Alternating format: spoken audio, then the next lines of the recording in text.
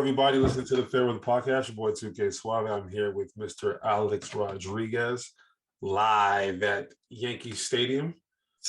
How is everything going, sir? Everything is going good. Week two of Ramadan, so fasting still. Hungry. You'll probably see me eating during this episode when it gets a little bit later. So mind the pigging out when that happens. With all due respect, please do what you got to do. I know. It's just, if you see me pigging out, just God bless. And you hear the snacking sound in the background, don't mind me. I'm just eating. We're gonna have to mute you while you're eating.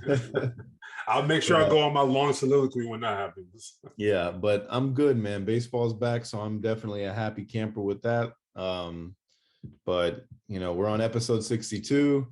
We're gonna run down a bunch of things today. We're gonna touch all three of the big sports. We'll start off with basketball. For those who've been paying attention, there's been play-ins, and the Nets have come out victorious. The Hawks have come out victorious. The T-Wolves have come out victorious, and who was the last one? Who did the Spurs lose to? Pelicans. Pelicans have come out victorious, so they're advancing to their necessary seeds. So we'll discuss that. We'll talk about the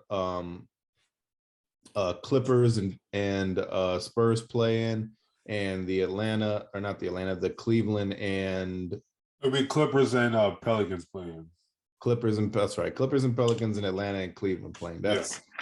We'll be discussing those. What each of those teams have to do to get the advantage to win. Who are the X factors in those, and then we'll also tie in, who are MVPs, defensive players of the year, all of those different accolades for the NBA season will be. Then we'll jump to football. We're going to be releasing our mock 2 drafts. Hopefully tomorrow. We should have those up for you guys with better graphics. By the time y'all listening to this, it will be uploaded. So we're hitting you with a double whammy tomorrow: mock drafts and the audio. I know we've been gone for a bit, but we're back and better than ever. And then last, we're going to talk about my favorite subject, baseball. I know it's too early to talk, but what teams are not looking so hot out the gates? Who should be in panic mode? And then we'll discuss the controversial issue yesterday of Kershaw being pulled after 7 innings when throwing a perfect game.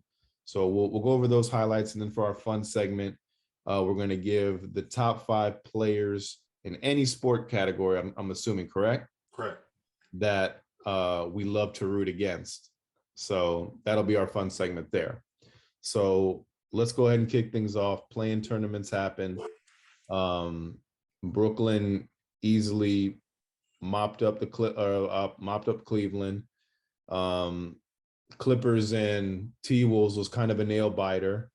The Clippers, Pelicans and Spurs was back and forth a little bit to the end, and then Atlanta took care of their problems easily, and had a hefty lead on, who did they beat? I keep forgetting. Charlotte, that's right. Yeah.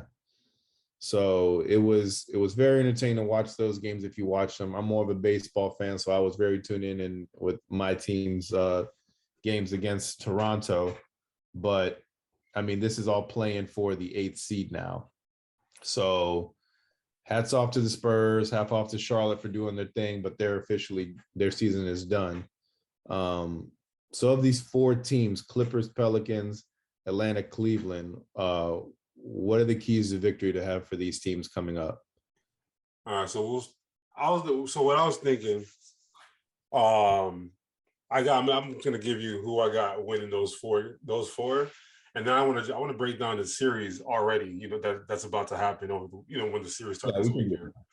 Because we're gonna have the 8 seeds. I don't really care. Yeah, because the 8 seeds is what we're playing for, but they're playing Phoenix and they're going to be playing Miami. And both of those teams, to me, are going to come up victorious anyway, though, for the 1 versus 8. So as far as the Pelicans versus Clippers, I thought the Clippers would win the T-Wolves game, and they showed a lot of deficiencies. So now that they're going against they're going to have to go against the Pelicans. I think the Pelicans are playing with a little bit more edge, a little bit more effort, a little bit more energy. And CJ McCollum has been a godsend for the Pelicans. Yeah, and as well as Paul George played in that game, I thought he could have done more in that fourth quarter on both ends of the ball. I think he just Typical Paul George. Anthony Edwards just walked past him so many times. He couldn't guard Anthony Edwards. He couldn't guard D'Angelo Russell. He couldn't guard nobody. And they were able to beat them without Karl Anthony Towns playing the last, bit of that, Yeah, of that game. out. Yeah, he fouled out. And he had an unimpressive game at that too. On top of that, and the fact that the team will still find a way to win. I wanted to say the Clippers could win that, but I'm going to go with the Pelicans in that specific game. To me, the key to that is going to be CJ McCollum.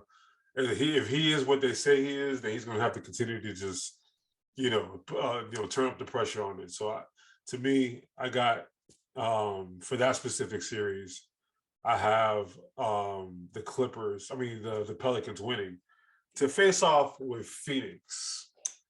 What do you have?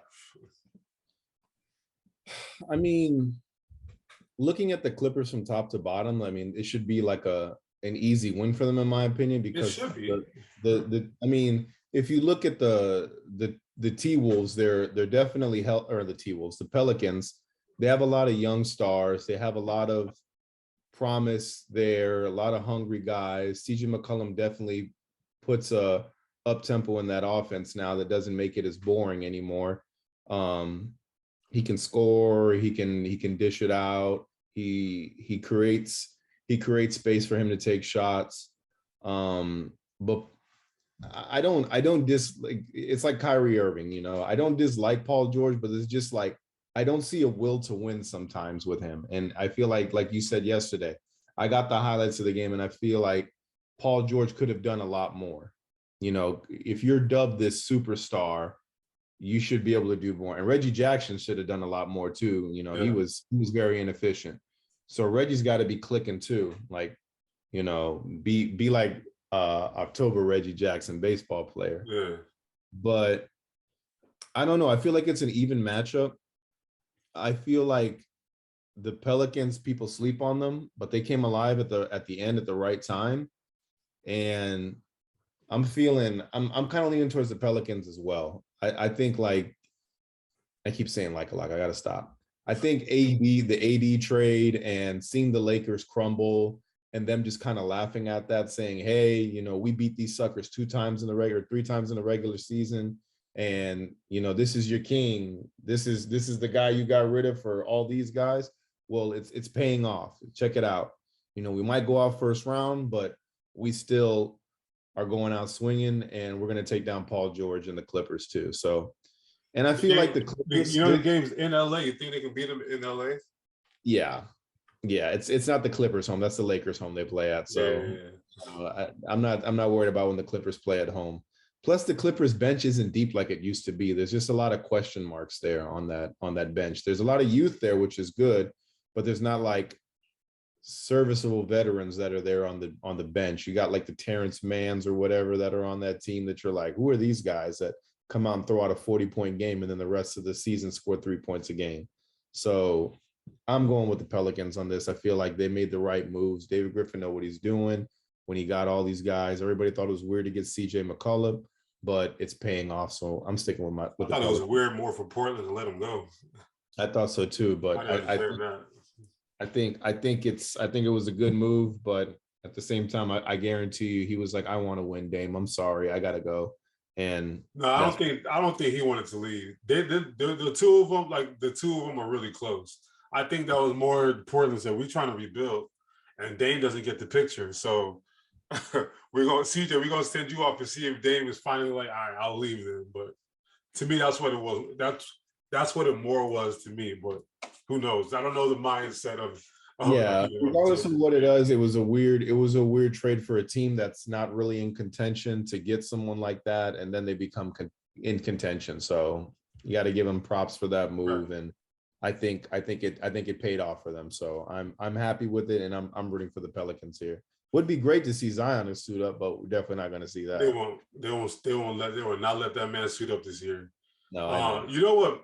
Watching the Pelicans, the Spurs, the Clippers, and the T-Wolves, watching the 4 of those teams play, especially the Pelicans and the Spurs, The Lakers got to be very disappointed in themselves because there's no reason why these two teams should have been ranked ahead of them, like at all. Even with all the injuries, they should be very disappointed that they let the Spurs of all teams, especially like the Pelicans. That's one thing. The Pelicans started off the year 1-13 and still made the play-in tournament. The Spurs have nothing but DeJounte Murray. So for the Lakers not to make at least a play-in, heads will roll basically. I know Frank Vogel already got fired, but I feel like there needs to be a lot more shakeup in the front office. He said they didn't say shit to him yet. Yeah, but he said that, but he is. You know what it was? I feel like he was a man that was, he was about to get executed, and he was like, I'm gonna just take everybody down with me. I mean, he's trying to show the dysfunction of the front office. That way, the next guy that takes that job is like, I don't know if I really want this job. You know what I'm saying? And coaches talk and everything like that. They're gonna talk about. I don't know. This Laker organization all the media has been tearing them apart for this year. I know we're getting a little off subject, but they've been like this for the last decade, honestly.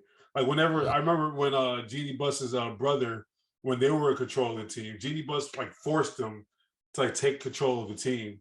They've been ever since Dr. Buss passed away. They've been going south. Speaking of that, have you been watching Winning Time or no? Yeah. I love it. Fire. I love it. Fire. I love it so much. I was so concerned at first.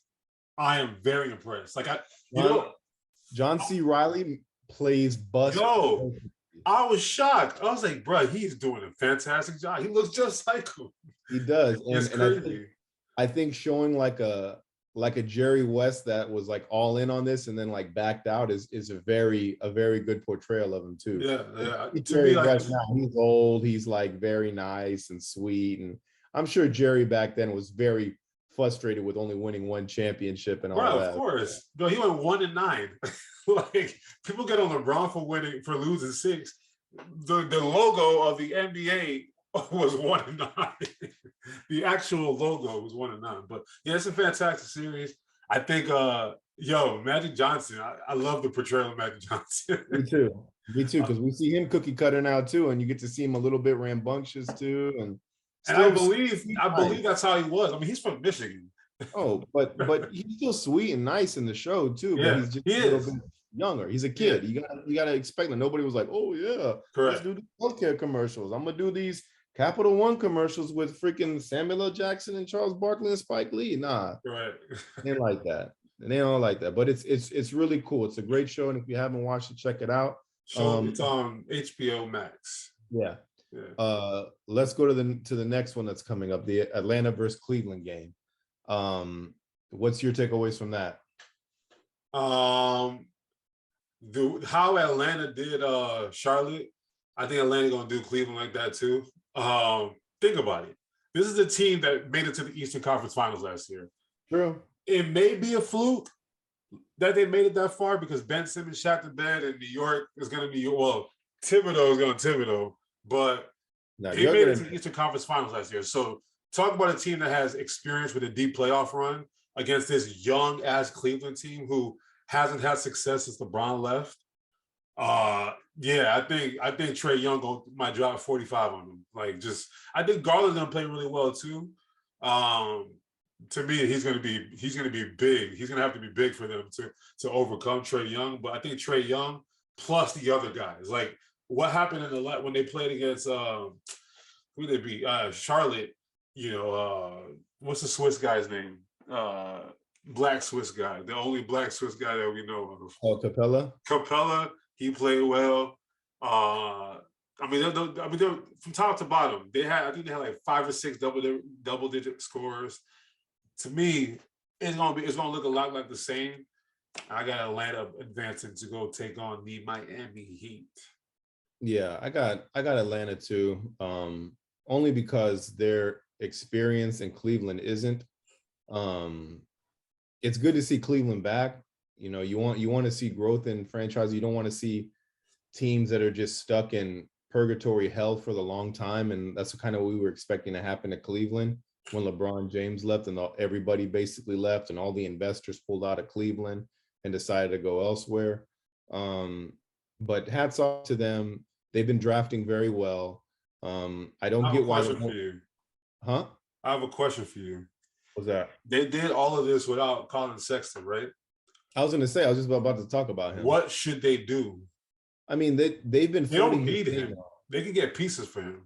They don't, and it's showing that they don't need him now. But imagine if they did have him, how much better that would be if they did have and use him. You don't think that'll take away from Garland's game? I don't know. I mean, we did have Sexland for a while. But it wasn't winning games though. It was just fun to watch.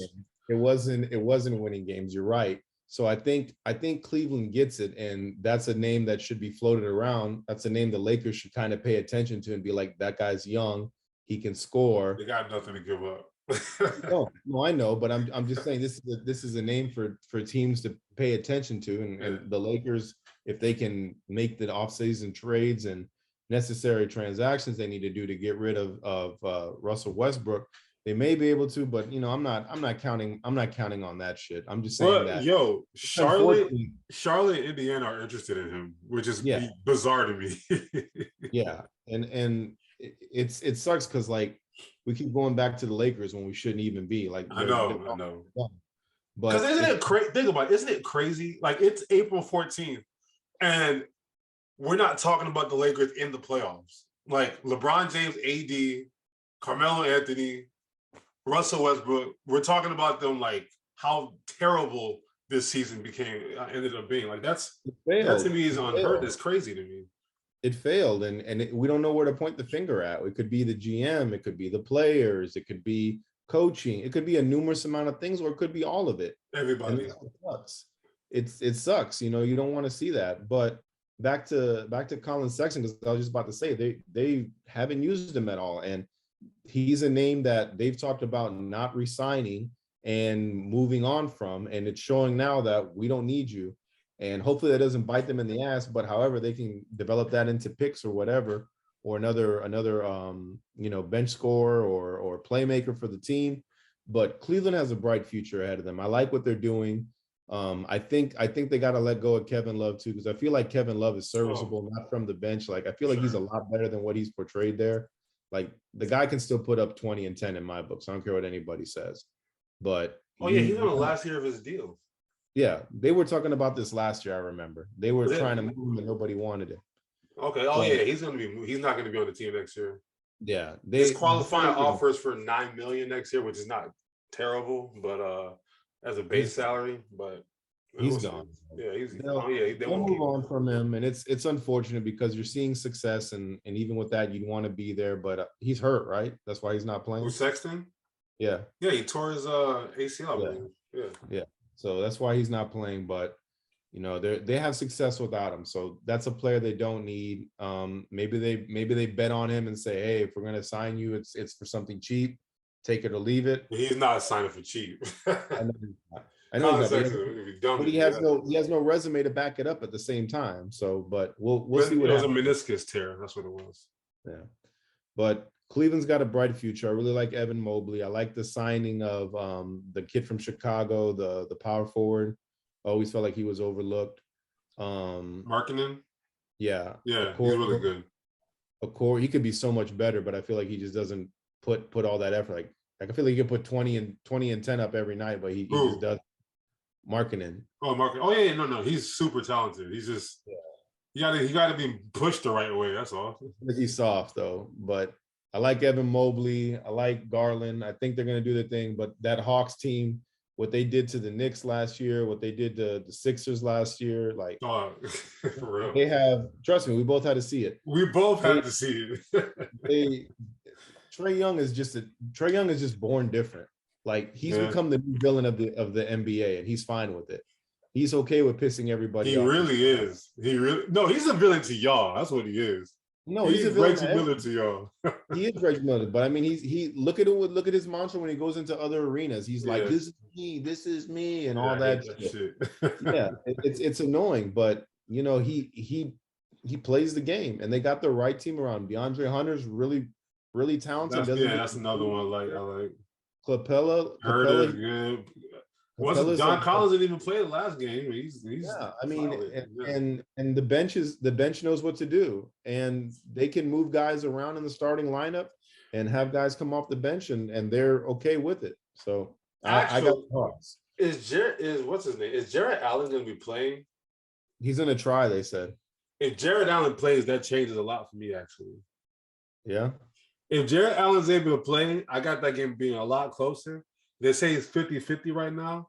If Jared Allen plays, I'm flipping. That's the pick'em game for me. I'm flipping the coin on that one because I think he's the X factor for that series. I mean, for that not series, but for that game to go into the direction that they wanted to go. But you're going with Atlanta. Yeah, but Jared Allen also won't be 100% healthy either. Well, he won't out there to play. So yeah. I got a thing for players that when they don't show up fully healthy and want to help, like I got nothing against that. That's good. You're showing your heart, but is it really helping the team at this point? So yeah. All right. Let's you want to just touch on all these series real quick? Yeah, go ahead. All right. we're just gonna run right through it. So you picked the Pelicans and the Hawks. So let's just start in the West. Phoenix versus the Pelicans. How's that series gonna play out? Easy mop up, man. It's probably gonna be a 4-game series, man. I got a 4. Yeah, like easy 4. But if it's all right, devil's advocate. Honestly, the Clippers should win, right? Now, Phoenix versus the Clippers.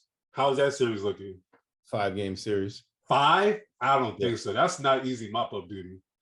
Dude, if there's anybody that I need to apologize to, because I said at the beginning of the season that I didn't think the Phoenix Suns were going to be as good as they are. I thought it was a flash in the pan. Yeah. They proved me wrong. They came out number 1 again. That's true. Monty Williams is a good head coach. This team gets it. I've always been a huge Mikal Bridges fan. I'm pissed that we trade him away on draft night, our rights to Philadelphia, and then Philadelphia sent him off. He's a hometown kid. He's from Philly. He's from Philly. We gave it to you, and then you gave it away. And we shipped him off. I'm like, I think we shipped off for Dario Saric. I mean, that's like, what are we doing? But at the same time, like, it hurt me because that was like my favorite player in college basketball at the time. My favorite player coming out of that draft. So. Yeah, I'm sold on the Suns, man. Like they're okay. Like that's gonna be a 5-game. I have Mikal Bridges as my X factor for this specific series. Oh, mine too, absolutely. So, we know the Stars are gonna do what they do. Yeah. But nobody. I've been saying this for like 2 years now. Nobody pays attention to Mikal Bridges when he plays. I want the world to know that A-Rod has definitely been on this train about Mikal Bridges. Like he's been riding this train since he got drafted. So I will definitely concede that to you because you have been on his job for dude, the kid is talented. He's very talented. He's like, to me, I feel like if they were to ship him off, I feel like if he got the chance to be a 1 on a team, I'm not comparing him to James Harden, but we could have that same effect. He could be budding in slowly into a superstar. Not that quick overnight, but I think it could happen. But he knows his role with the team. He knows where he needs to facilitate. It's on defense and being a 4th scorer for the team. And he does well. And I'm okay with that. And if he sees him that as his role and he wants to win and wants to stay, I'm fine with that too. But if he went to some other team and just balled out, I'd be okay with that too. So I'm looking at the season series between the Suns and the Clippers. Just trying to gauge, you know, if they were to have to play each other. I don't know, man. It seems tough. I mean, at the end of the day, it's Chris Paul. He'll be playing against the Clippers. I think that means a lot to him because he hates the Clippers. He wanted to fight Blake Griffin back when he was in Houston. It's Devin Booker, who feels like he's the most disrespected player in the NBA. He probably is. So even if it's the Clippers, I would say if it's the Pelicans, it's 4 games. If it's the Clippers, it's 6. That's how I got it. I give him 5, man. I'm not sold on Paul George, bro. Paul George. Have we ever been? No, it's just the talent's there. I get the hype. He's like my Aaron Rodgers, man. He's great in the regular season, and when the playoffs comes, he shits the bed every time. You get pandemic P, playoff P, and he's not pushing P. He ain't pushing P. Yeah, exactly. He's got all the talent, man, but he just, oh man, I don't know what it is. It just he chokes at the end. So he might shoot the ball on the side of the thing, the backboard. Yeah, man. Like I give him 5 games, 6 at best, but Clippers, 5. I gotta give him 6. I gotta give Paul George that much more credit. Like, I know when it comes down to it, he doesn't follow through, but for what it's worth, the Clippers have been in the NBA, have been in the conference finals. Like, they were there last year, if I'm not mistaken. They were there the year before, if I'm not mistaken. No, second round. They win series. Okay, they're well ran. For what it's worth, for me to say the Clippers are a well ran organization is crazy, but they're a much better ran organization today than the Lakers are. So I got to give them some credit. Like, the Lakers could have had Ty Lue. They didn't want to go with Ty Lue, so the Clippers got Ty Lue. And now look at, they're reaping the benefits of that, right? Ty Lue's probably one of the most underappreciated coaches in the NBA. Like, him and Eric Spoelstra, to me, are the most underappreciated coaches in the NBA. So for what it's worth, I got to give the Clippers a couple games if they're able to beat the Pelicans. So that's fine. All right, let's go to the next one. Let's go to the next question. Dallas and Utah. That's going to be good. That's going to be Luka's good. already out game 1. But I was going to say it's all depending on Luka. My heart wants to go with Dallas, but my gut is telling me Utah. I feel like Utah. So which one do you trust more? Luka's the X factor. We have to see a healthy Luka. He really is. He's got to be healthy and he's got to be able to play. And if he's not able to play, then Donovan Mitchell is gonna keep being another player that's overlooked too. I say he's the second most disrespected player. And he's gonna drop 50 at least once in the series. I promise you that. I'm going Utah on this one, man. Like, if Luka was healthy, we'd have a different story. But I feel like Luka's the kind of competitor that he's gonna rush himself out too quick from this, and it's gonna show. So who the last 2 people to do that? AD did it, and his past year has been terrible for him. Kevin Durant did it, and he spent 18 months away from basketball because he rushed back. So and the other thing is Luka's not tiny. Luka's like almost what? He's like 6'9", right? Big boy, 6'8", 6'7", 6'8", but like, he's not a small guard. Like, and he puts on weight. He puts on weight on the offseason and plays himself into shape. Yeah, so I'm a huge Donovan Mitchell fan. Of course, I want him to go home so he can be sick. He will. I want Utah to go home only because I want him to be sick of losing. He will. He'll be a Knicks soon.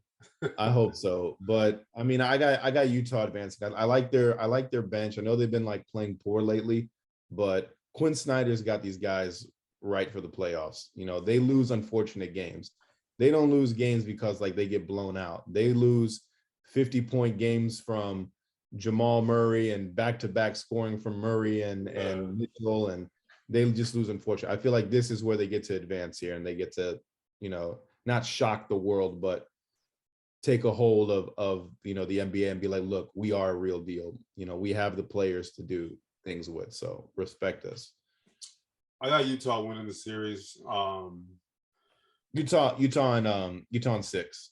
I have them at 6 as well, actually. We already know Luke is going to miss game 1. Who has home court advantage? I think Utah got home court advantage, right? Yeah, Utah does. Yeah, I mean that's gonna be they get in the first 2 games. Yeah, they got the force. No, Dallas got home court advantage. Utah really? Fell all the way to 5. Yeah, Dallas is the 4th seed.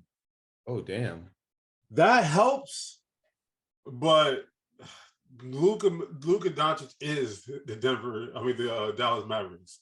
Plain and simple. So if he can't go game 1, I'm giving that one to Utah, and then he's gonna rush back, and it's gonna be bad for his game. He's gonna be limping around everywhere, and then you look at that roster; they're decent, but you know that's Lucas. It's like it's not as bad because when LeBron was in Cleveland his first go around, that team was way worse. But there's just not enough height there. There's not enough height there. That's the thing. they got rid of their height to get Davis Bertans. They got rid of Porzingis to get Bertans because Bertans can shoot.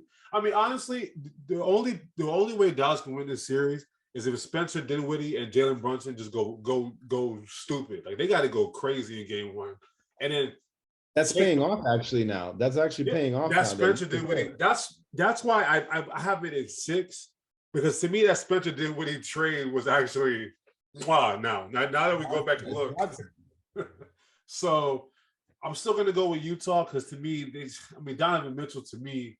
If we're looking at the top 5 players in this series, Luka's number 1. I got Donovan Mitchell number 2. I got maybe Gobert number 3. I got probably have Jalen Brunson number 4. Like to me, Utah has more of the top 10 players in between the 2 teams. So I'm gonna go with Utah in 6. I think Jason Kidd is gonna have to coach his ass off for them to come along with a win this series, but I'm gonna go with Utah in 6. Okay, let's go to the next one. Warriors and Nuggets. That's a crazy one. That's a tough one. Yeah, that's a tough one. My is Jamal Murray back or no? Jamal. Oh wait, there was a rumor that he could be. I don't think he's back though. Yeah, I don't think he's back. Let's see. Because there was a rumor that him and Michael Porter Jr. could have come back. As of a day ago, they just said it's an interesting twist. But they said I would lean more towards him being doubtful at this time. So basically, he's just going to be looming over Golden State's head like, maybe I will, maybe I won't. Is Steph playing game 1 or no? Steph, he has a scrimmage today or tomorrow, and as long as it goes well, he's playing game 1. Never want to sleep on the Warriors. Can't do it. And I'm done trying to talk about James Wiseman. I'm over it. So you won't hear me talk about him ever. Finally. Again. What did I tell you about him? Yeah, he's I'm not saying he's a bust yet, but he's just too that hurt. Was a wasted pick. That's what I'm gonna call it. so it's hard to bet against a two-time MVP and a possible 2-time MVP. It's hard to do it because it's true. Like, I really love the Joker because he does not look like a basketball player. He looks like a giant like sloth out there playing basketball, and he's good at it. And no. Good, we're underselling him. Great. He's great out there, bro. I'm sorry. He's amazing out there. If Tim Duncan didn't have the nickname the Big Fundamental, that should have been his name because he's got all the fundamentals. He's legit big fundamental. Yeah, exactly. Once again, my heart is saying the Nuggets when my gut is telling me the Warriors, man. I'm gonna pick Warriors in 7. You know what? I wrote down Nuggets upset in 6, but you know what's gonna happen? The Nuggets are gonna be up 3-2 with a chance to close them out in Game 6. And what always happens in Game 6 with the Golden State Warriors? Steph? No, Klay Thompson. Klay Thompson in Game 6, like Game 6, Klay Thompson is to me better than Jordan. Like he's on that kind of level. Klay Thompson games like when Houston had him down 3-2, Klay Thompson came through. When OKC with Kevin Durant and Russell Westbrook and them had him down 3-1, they came back from 3-1, and Game 6, Klay Thompson just like shut that shit down. To me, Klay Thompson is. If he feels like he's healthy, it's going to go. Game 6 is the only way that the Nuggets. If this goes 7, this is Golden State, and they'll probably blow them out and go into Game 7. So I wrote down Nuggets at 6, but then I forgot about the man by the name of Klay Thompson because he hasn't played a lot in the last 3 years. I'm going with Golden State in 7. It's like he's like one of those teams that you just can't pick against. Like really, yeah, man, you really can't. It's hard, man. And I want to see the Nuggets get far, but I want to see the Nuggets get far with all the pieces. I want all the pieces to finally be healthy and moving. And knock on wood, I don't want like next year them to be healthy and then Joker go out. That's not what I want to happen, man. Yeah, that would be so unfortunate. if they were both at full strength, if like the Nuggets were at full strength, I would be really hard pressed to pick against the Nuggets. Like I'm like, I don't know, man. Jamal Murray and Michael Porter Jr. and Aaron Gordon and Joker and all the 3-point shooting that they have. It would be hard for me to pick against them, but I can't. It's Golden State. It's to me it's and then Jordan Poole has to me I'm giving it away. He's my most improved player. So mine too. He's to me. You know how Golden State always is with their benches in the playoffs. The bench is gonna ball like they'll be fine. I got Golden State in 7. All right, next. The most fun one to me, the Grizzlies and the T-Wolves. We got John Morant versus Anthony Edwards. What say ye? I don't believe in the Grizzlies. I'm sorry. I mean, not the Grizzlies, the T-Wolves. I got Grizzlies in 5. Really, in 5? Yeah, I'm not sold on the T-Wolves. I mean, they got hot at the right time, but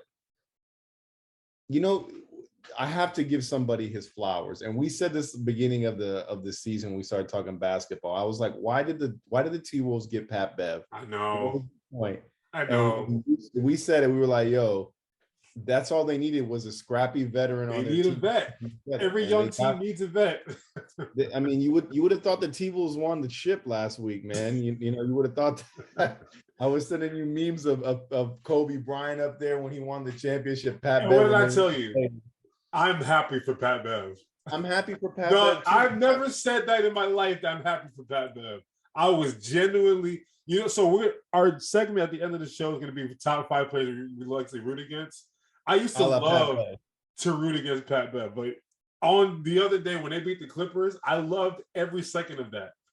Because you realize he's somebody that you want on your team. Like that is him in a nutshell. The guy that you hate to play against, but God, if you had him on your team, he's a flash from the past. He's a 90s throwback. basketball player. Yeah, he's a throwback.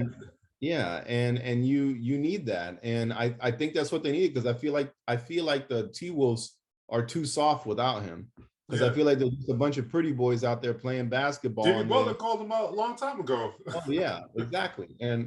And I think they're playing well, but this Grizzlies team, man, talk about a team of who's like no names except for John Morant. Like that's the only player. Everybody's starting to carve a name for themselves, just like how every team spiked, like the Warriors. The Warriors had like a good team, but like people started to carve names for themselves and build up. Like everyone knew who if you're a basketball player, you know who Draymond Green was, but he wasn't anything big until like 3 years later. And then Klay Thompson, yeah, he's a good basketball player, but we didn't think he was going to be this good. And Steph Klay to me was the most surprising out of all of them. Klay was, I mean, that one shocked me. But Desmond Bane is playing very, very good basketball. Dylan Brooks is playing very, very good basketball. Jaren Jackson was a top 5 pick, so he should be this good. He's coming off injury and he's playing better. Like we got to give him time to get better, but I feel like he could be a lot better than what he is. But led the league in blocks, so kudos there. Steven Adams was probably the older fellow on the team. That's the vet. Yeah, he's 27, but that's the vet. Yeah, they need another vet still. To me, they need a Patrick Beverly. Yeah, but I have the Grizzlies in 5. I feel like the Wolves, this is their first time sniffing the playoffs in God knows how long, and D'Lo doesn't do it for me, man. He's another player that I like to root against because like I feel like his heart's not in the game. He more likes to look better than play the game. And I like Karl Anthony Towns. I feel like he could be better, but I feel like you got to pair him with the right. I feel like Ant-Man is great. He's a little soft. He is a little soft. He's been talking his shit this year more. Yeah, and I like he's that. Manipulated with that shit. Yeah, but I will say like to me, I got the Grizz in 7 actually, because of Patrick Beverly. Patrick Beverly has, how you were talking about D'Angelo Russell. I used to think the same thing about D'Angelo Russell. Like I didn't really see him as someone who really cared about basketball like that. To me, he was like another Swaggy P. Like he just go out there, have fun, whatever. I think him getting sent. He broke up their relationship too. Right. Him getting sent to Minnesota where there's nothing to do but play basketball. was the best, absolute best thing for his career. Because you start off your career in LA, and all you do, like, we're watching this damn Winning Time on HBO Max. It's clear as day. When, like, think about Miami, LA, right? When you get out your basketball game, there is a flock of women that are waiting for you, right? There's beaches, there's sunshine, there's clubs, there's drug dealers, there's all these people that just want to hang out with you, celebrities, musicians, all this shit to do in LA. To me, as a young player, LA, unless you're Kobe Bryant, because Kobe Bryant didn't party like that. Unless you're Kobe Bryant, LA and Miami are the worst places to be for a young player. And he was in Brooklyn and LA for his opening of his career. Minnesota, there's nothing to do. So to me, they were interviewing with D'Lo the other day after the game, and that was the first time that I can say, damn, he's mature. Like, he's been forced to be more mature because there's not shit to do there, right? So I think this version of Minnesota can actually make some noise. I think Memphis is it's weird. Like, I still don't see it. I don't know how they're good. Ja Morant missed a quarter of the season, and they won 90% of those games. Like, they were 20 and 22 and 2 or something. The young guys on that team are carving out names for themselves. It's weird to me. It doesn't make sense. There's a whole bunch of Michael Bridges on that team. Yeah. It's crazy. So, like, I still got the Grizz winning, but I only got to win it because it's going to be Game 7 in Memphis, and then you know how that arena goes. They get crazy over there. So I'm gonna take the nod to Ja Morant in that team, but I think Patrick Beverly is gonna make Ja Morant's life a living hell because he's gonna be in his ass for 7. Nobody's guarding Ja Morant but Patrick Beverly. Like, Patrick Beverly is waving everybody off. 48 minutes of lockdown, like training day. 23-hour lockdown. Pelican Bay. They were literally playing basketball in Pelican Bay where he's doing them. So I'm still going with Ja Morant though, but for real, I agree too. I think I give it 5 games though. I just don't think the Wolves are hungry. At best 6. I can't see it going 7 games, man. I'm gonna give him 7. All right, let's run through the East real quick. All right. So you picked Cleveland. I know you picked the Hawks. All right, Miami versus the Hawks. Man, that's actually tough. It is tough, but my coach of the year, saying it early once again, is Eric Spoelstra, and I gotta give it to the Heat, man. I feel like they have the more complete team. I think it'll go 7 games. I think it could go 7 games. I have it going 6 on mine. I was gonna put it 6 though. I think it could go 7, but I'm putting it at 6 just because Trae Young is a scrappy player, and I feel like Nate McMillan does not get the credit he deserves as a coach. Everywhere he goes, he wins, and then when the guy's losing, they take him out, and then they put McMillan in, and he wins. Let's see what Nate can do. Okay, I'm gonna go win some games. Nate's a winning coach, man. He was a great player with the Seattle SuperSonics back in the day too. But I think it's going to be an interesting series. I think the Hawks are hungry. The Hawks are young, and they could shock us again. They got to the Eastern Conference Finals last year. So, but I just like that team in Miami a lot. I've liked them all year. They got a good team there. I'm sticking with my pick, the Heat. Yeah, I'm going with Miami as well. Simply because PJ Tucker is not gonna let Trae Young do all that shit. Like, nah. Like, PJ Tucker is short enough that he can guard Trae Young, or big enough where he could guard the big.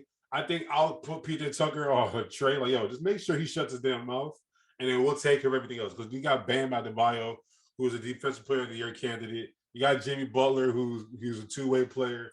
You got depth. You got Hero. I'm gonna go with the Heat. I think Atlanta's gonna make it interesting. We're assuming that they're gonna beat the Cavaliers, but I think Atlanta could make it interesting. But yeah, I'm going with the Heat. I mean, Coach Spo, like I said, he is very underappreciated, undervalued. Obviously, when you play with the big three, everyone's gonna assume it was all the big three, but clearly, Frank got a big 5 now, man.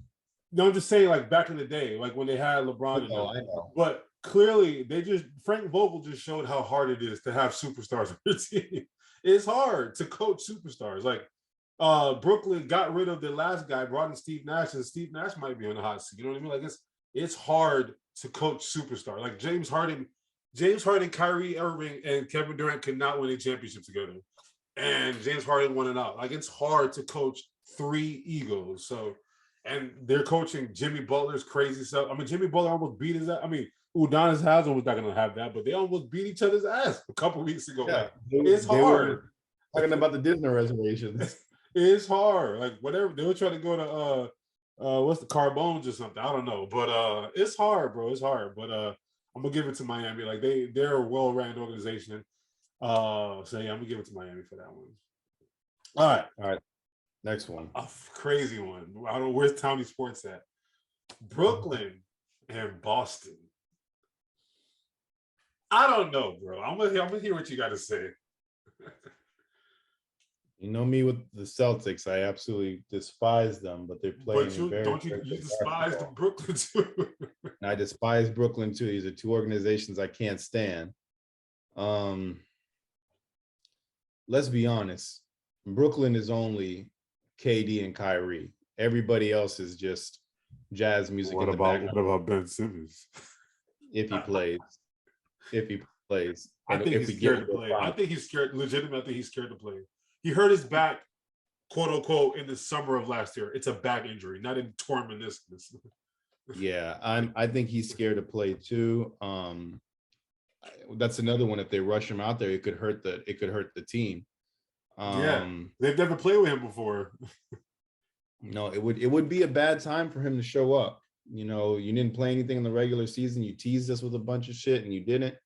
But Boston is complete, man. In my books, like they're a very complete team from the starting five to the second unit to the coaching to everything. I feel they're very, very complete.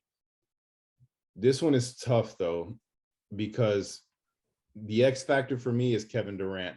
That's my X factor because Kevin Durant doesn't lose. Kevin Durant's everything. Yeah. You know, it's crazy to call him the X factor, but like if they're down 15, Kevin Durant gonna be shooting threes, and Kevin Durant is gonna be making those threes too, effortless at that. We saw him miss a lot of game. Yo, Kyrie, when people 5 inches taller than him be doing the same, it's crazy with those two. Those two are ridiculous. Kyrie is a hell of a basketball player, man, and I feel like the Nets could have been the 1 or the 2 seed if he was not doing what he was doing in the regular season. And I'm not holding that against him now because he's obviously everything's lifted and they're playing in the playoffs.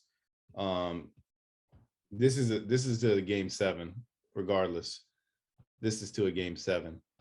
It's a coin flip with me, to be honest. I gotta go in game 7, yeah, for sure. I'd rather see, and this is crazy for me, I'd rather see Brooklyn go home. That's not crazy. I'd rather see them go home too. I don't want to deal with Brooklyn in the playoffs as a Sixers fan, so I'd much rather see them go home. I'm gonna make Townie Sports happy. I'm gonna pick Boston on this one. I feel like they've righted the ship. They got everything right. I'm gonna go Boston on this. So I'm one to hedge my bets, right? I'm picking Brooklyn to win in 7, but I'm going to pray on everything that Boston wins this in 7.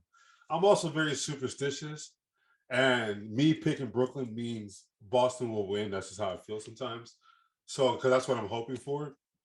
Honestly, at the end of the day, I mean, just Kevin Durant. It's the dichotomy of this is there's 2 superstars in Brooklyn and there's 2 superstars in Boston.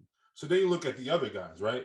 Brooklyn's other guys are old, or Seth Curry. Seth Curry is a great piece to have, and then you have the what if with Ben Simmons, right? Outside of that, it's a bunch of old guys, right? Like, or it's not even really old. It's weird. Like they got Blake Griffin, but then they got Claxton. Is LaMarcus Aldridge still on the team? Like, I don't know. I don't really understand the roster. I just know that Kevin Durant and Kyrie Irving will both give Drummond you has been a good piece for them too. Like I know we clown him a lot, but Drummond has been serviceable for them. Like he's been very good. And when you have to go against the bigs in Boston, like he's going to be serviceable there as well. I don't know, man. We'll see. We'll see about Drummond. I saw DeAndre Ayton Does what kill Drummond last year. Drummond does what he needs to do: play defense, grab boards, and get open low shots. That's and you know what I do if Drummond's on the court? I'm gonna force him to come out of the paint. That's what you do when you got a Drummond, you force that screen that switch like and make him come out of the paint. That's what I would do. They will. See. I got Boston though. I got to go with KD, man. It's Game 7. I see KD do some crazy things in Game 7, so I have to. I can't pick against like this Tom Brady. It's truly a 50. Steph Curry, like there's people you just can't bet against. Like I said Steph Curry. That's crazy. Kevin Durant. I'm going with Kevin Durant. I got to go with Brooklyn. All right, next one. Milwaukee and Chicago. Easy Milwaukee. Milwaukee in 5. I got Milwaukee in 5. Honestly, I don't think Chicago hasn't beat a good team all year, so I don't have much to say on this one. Chicago doesn't strike me as a team that Milwaukee needs to be. Not ready yet. They're not ready. They're not. And they're missing some things, and I just think it's lack of being in the playoffs for a very long time. Correct. So I'm going and I have Milwaukee going all the way, but so I got Milwaukee in 5 in the series. All right, Philly and Toronto. Philly. Philly in 5. Very confident. Everyone is more confident than I am, I feel like. I'm very confident. Philly in 5. I have no confidence whatsoever. I have us winning in 7. First of all, Matisse Thybulle is going to be missing all the Raptor home games because he's not vaccinated and he can't play in Toronto. We found that out last week of the season somehow. Like, it took until the last week of the season for me to find that out. I'm like, you got to be freaking kidding me. Like, didn't we not play Toronto all year? Like, how do we just find this out? So he's not going to be able to play those games. And to me, Matisse Thybulle is a first-team all-defensive player and doesn't even play that many minutes a night. He's that good. So, and he hides what we're missing on the perimeter defensively. And Embiid's going to be great. I don't trust James Harden, but in the Raptors series, I think James Harden will be fine. After the Raptors series, I don't know what the hell he's going to be able to do. But I got us winning in 7, but I am not confident at all, simply because I don't know, man. There's always something with this with the Philadelphia 76ers, and I'm not feeling it. So we're gonna win at 7. We as the Sixers, man, we're gonna win at 7, but my confidence level is pretty low. To keep it a whole $100,000 with you. Keep it a buck. My confidence level. Yo, is the name of your fantasy baseball team did it all for the Mookie? Mm-hmm. You got Mackenzie Gore, you bastard. Love baseball, bro. What time you did that at? 4:51? Weren't you working or something? Damn, I was at Publix. I was on the bridge coming home, bro. I was at Publix. I wasn't paying. I got him all 3 leagues too, so I'm happy. Man, look at you. All right. But he's got a hard matchup game 1, so stick basketball. I know. All right. That's all. That's all I got for the series. You want to go give your season awards? Yeah, let's go ahead. All right, MVP. Be nice. This one's hard for me, man. Be nice to me. There's 3, but I'm still sticking what I said to you all these shows. I'm going with Embiid. I'm sticking with Embiid. Pick the Joker. Go ahead. No, I'm sticking with Embiid. I feel like he deserves it because even he said it. Everybody doubts me. Everybody this, and that. I'm sticking with him. I'm sticking with Embiid. I am picking Embiid to win. I don't think the media will. I think the media is going to, like these media nerds that do analytics and stuff, they're going to pick the Joker. So I agree. I'm going to pick Embiid, but I'm very disappointed in the media already because I have a very strong inclination that they're going to pick the Joker. But hey, whatever. All right. Defensive player of the year. I want to go small. I know he'll want to go with. Who do you want to pick? I know who you want to go with. Just say it. Who do you think? Who do you think I got? You got Mikal Bridges, don't you? I got Mikal Bridges, man. That's who I wanted to pick with my defensive player. They'll probably give it to a big. I'm gonna go with Giannis. And I'm fine with Giannis winning it too. I got no beef with that. I'm gonna go with Giannis. I mean, man's averaging 1.4 blocks, 1.1 steals, 11. His rebounds went down. 11.6 rebounds. I don't know. He just changes the game. When I watch him play, he just changes the game. I don't know. He does. I don't know. I'm gonna go with Giannis just because I went with two Africans in a row, so I'm gonna go with my Nigerian brother. I'm going with Giannis.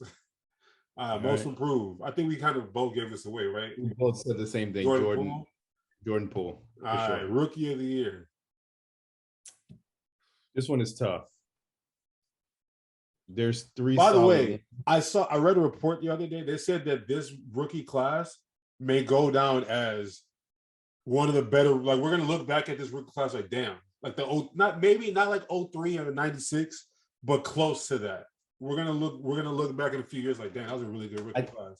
I think so too. I think we need to have a lot of favor for this class because they're showing out and they're looking very, very good. They did well. From top to bottom too. Yeah.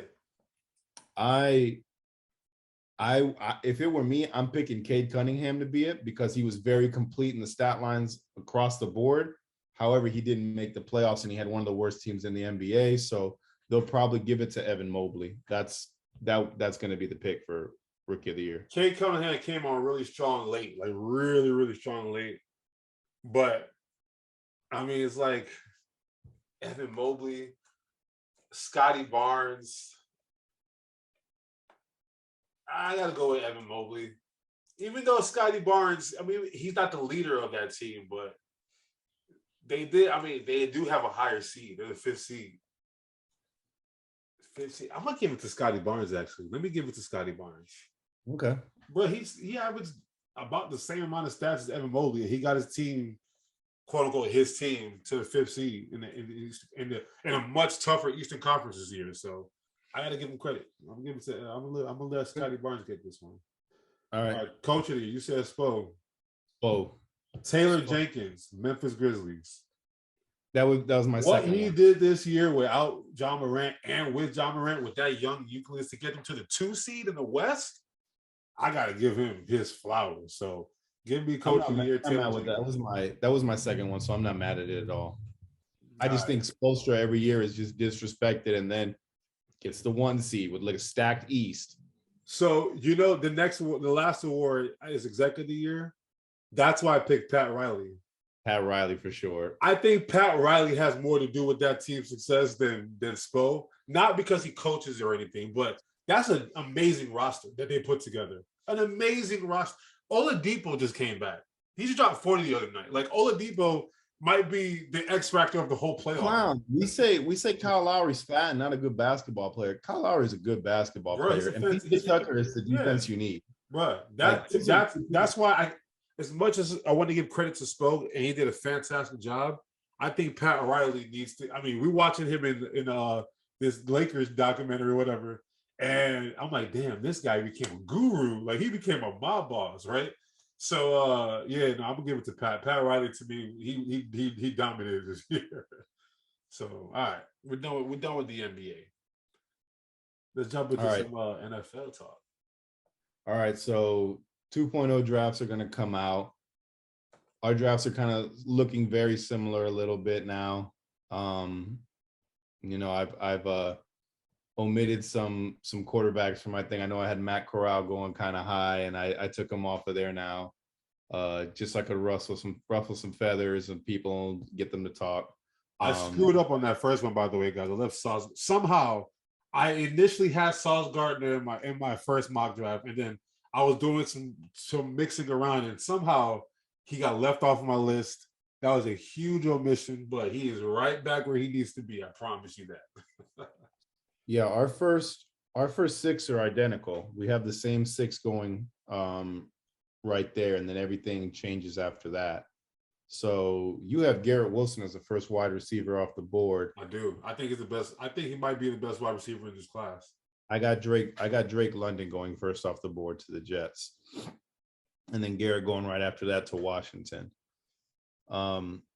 It's a very deep wide receiver class. We could see at least 5 or 6 receivers go in the first round, which is crazy. Oh, Green Bay decided to sign an injury player today, by the way. They did what? They decided to sign an injury player. Who? Sammy Watkins to a 1-year deal. Oh my God. Why? Listen, no offense to Sammy Watkins, but him and Josh Gordon, to me, the fact that they still find ways to make NFL rosters, knowing that their best days are way behind them, like, bro, just and they get signed to contenders like the Chiefs, the Packers. I'm like, damn, like Seahawks when they were still balling. That's hey, they listen. Green Bay still better draft a receiver. Like that would be. I don't know what their plans are with Sammy Watkins, but if they don't draft a receiver, I don't know. But all right, so I'm looking at your list right now. Are you looking at mine? Yeah. So so after we both got Pickett go as the first quarterback off. Mm-hmm. All right, to Carolina. You think? All right, I'm intrigued of what you did with the. You know how the Saints traded up, right? To basically get that 16th pick. You went with Olave for that pick. Mm-hmm. You think they would trade up for a receiver? I think they're gonna boast the offense only for the fact that I think they have faith in Jameis. I think there's faith in Jameis, and they don't want to ruffle his feathers right there and then. Like, don't get me wrong, there's gonna be a quarterback there for them to get if they want, but I think Malik Willis isn't the guy they want. That offense is too fast, and when you throw a fast quarterback in there with it, it just doesn't mix well with it. I don't think. I think Malik Willis is still going to slide to Pittsburgh, or hear me out, Pittsburgh will trade up that pick to still get that. So I think that's more of a power move by New Orleans saying, "Hey, we're really in this. We're going to get this kid. What are you going to do now?" So I think this. I've always been of the mindset that money talks, right? They gave Jameis Winston a 2-year deal for $28 million total. That's $14 million a year. Everyone keeps saying Malik Willis is a project. I mean, it's not a project, but he needs time, like a year, right? He needs like a year, maybe 2. I think this coincides with Jameis's contract. I think they traded up, looking at the teams that are ahead of them. I think Kenny Pickett is a safe pick at 6 for Carolina. Even though they could probably go another direction and appease your boy Sam Darnold. But I think the Saints made that move to ensure that they go get their boy Malik Willis. And I think they'll just let him sit behind Jameis Winston for a year or 2. I think because he's not ready to go anyway. So like to me, that's somebody that will change the culture down there. Honestly think it's a power move, though. I feel like they're calling Pittsburgh every day and saying, we did this to fuck you, and we want shit back now. We gave up a lot to move here. Now we want to get it back. And I know you want this boy, so let's make some moves. There's somebody on that Pittsburgh team that they want, or there's some kind of draft capital they want from Pittsburgh, I feel like. And it's got to be a power move there, because looking at the list top to bottom, I couldn't see anybody else taking a quarterback in those rounds there. That's the thing. In the first 20, before it gets to 20, New Orleans, like it's Philly. I don't think we're drafting a quarterback in the first round. Seattle could. Atlanta could. Atlanta could. So that's the thing. Atlanta could. If I'm the Saints, that's why I thought that trade was dumb, because they gave us so much to move up a couple spots, right? Or basically, essentially. What they should have did was use those same picks or whatever, same capital, and move to number 7. That's what I would have done, because that's what the Giants are. The Giants are going to get a fantastic pick at 5. To me, the Giants last year going to get 2 good picks. The last year the Giants traded down, and they still got the boy. They got the guy that they wanted. They wanted. They ended up getting Tony. Kadarius Toney. They wanted him, and they traded down and got him. That's how they got this 7th pick. So to me, I think the Saints are probably.